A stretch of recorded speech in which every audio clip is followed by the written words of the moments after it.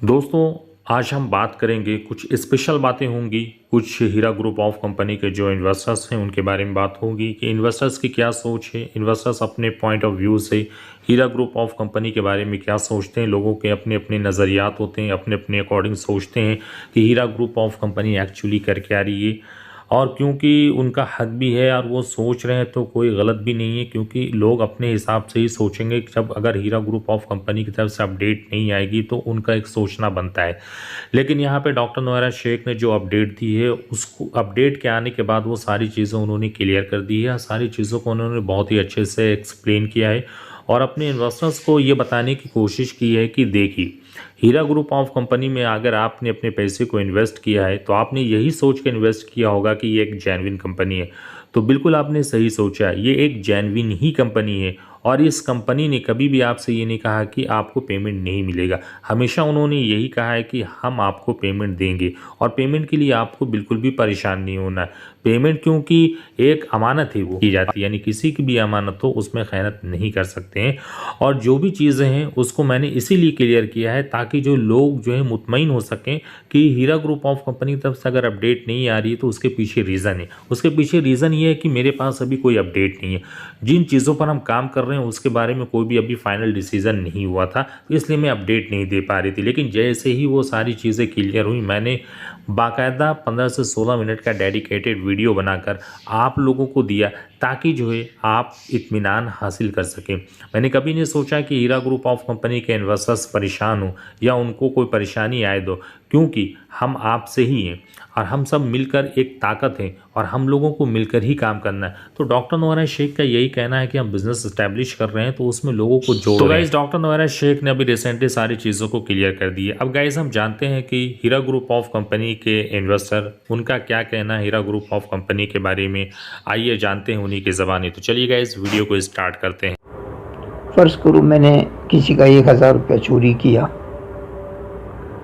अब आगे जाकर मुझे हॉस्पिटलाइज होना पड़ा और मुझे 10,000 का बिल आ गया, तो मैं 9,000 के नुकसान में हूँ, प्लस जो बदनी अदालत जो तकलीफ हुई वो अलग बोनस में। अगर हम हिंदुस्तान की 100 टॉप कंपनीज का एनालिसिस करते हैं तो उसमें 60% कंपनीज का लीगल बैटल है, उनके मामला कोर्ट में है, लेकिन उस कोर्ट के मामला से उनके कारोबार पर कोई असर नहीं पड़ता, न उनके शेयर होल्डर्स पर कोई तकलीफ आती है, न उनके बिजनेस में कोई प्रॉब्लम्स आता है। तो legal battle is the part of a game. अगर इतने बड़े लेवल पर कंपनी काम करती है तो legal battle is the part of a game.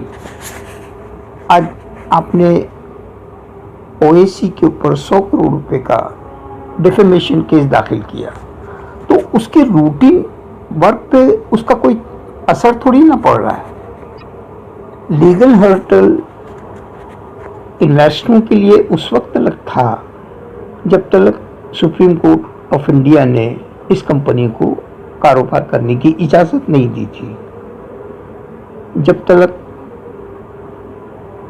इसके अकाउंट डिफ्रीज नहीं हुए थे और जब तक कंपनी के पास बैकअप डाटा नहीं था।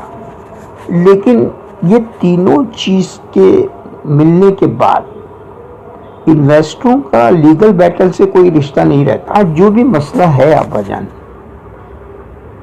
ये मसला क्या है ये आज तक आप नहीं समझ सकी। ये मसला आपका है, अल्लाह का है और आपकी बला का है। अल्लाह चाहता है कि आप उसकी बड़ाई, उसकी किबरियाई पर ईमान लाओ और तकब्बुर के गुनाह से तौबा करो और जज्बे शाहीन को जलाओ, फाड़ो, उसको पैरों से कुचलो और कुरान शरीफ को हाथ में लेके कसम खाओ कि मैं अल्लाह के बंदों को कोई ऐसी तकलीफ नहीं पहुंचाऊंगी अपनी जान से, तो अल्लाह आपके सारे काम, बिगड़े हुए काम मिनटों में हल कर देगा। और आपके अंदर की जो बला है वो चाहती है कि आप ये काम ना करो।